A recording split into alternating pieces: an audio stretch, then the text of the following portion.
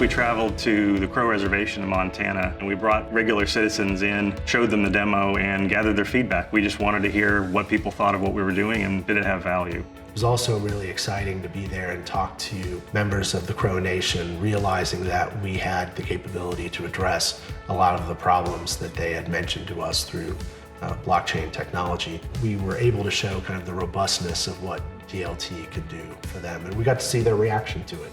When we showed off the e-government system to regular citizens, the feedback we got was that they could see this integrating into their everyday life. They could see that it would change the way that they would relate to their government in a very direct way. Some of the systems that HE3 incorporated at Crow Fair included identification of individuals on the blockchain, the ability to vote on the blockchain, land title and registry on the blockchain, person-to-person transfers through cryptocurrency, and purchases at, say, a store or a market. All of the things that we demonstrated there were run by a simple app on your phone that would be no different than an iPhone app. You can imagine in the sense of voting, knowing that voting hasn't been tampered with, or knowing that our money hasn't been printed into oblivion. We'll say we just finished that election. The tally is instantaneous. So if you said it runs midnight to midnight, at midnight plus 1 second, you have your result.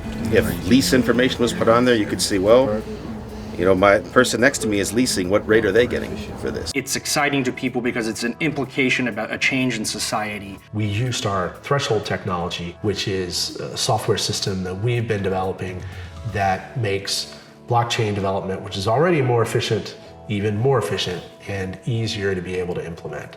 We had never seen a reaction to a demo that was so personal and so affecting as when they saw what was possible, which was pretty special. This is our money that we keep on the res to use with each other and whatever we need to do, whether it's buying something or sending some money to, let's say somebody's graduating, or you want to buy something at the powwow, you can use this instantaneously and no longer goes off the res, charged fees, and then come back. Normally you are hoping for agreement that something might be useful, maybe a mild nod. We got people asking us questions about how this could impact their children's education, what this would mean for the future for them, what this would mean for their ability to know land that their ancestors owned that was passed down to them and they're not even sure where that land is located. When you offer them a solution that they can touch and feel and not just talk about it, it was tremendously exciting to see people so happy about it. As it's happening, you're thinking, I will tell my grandkids about this. This was just one of those great moments where you know you'll remember it forever.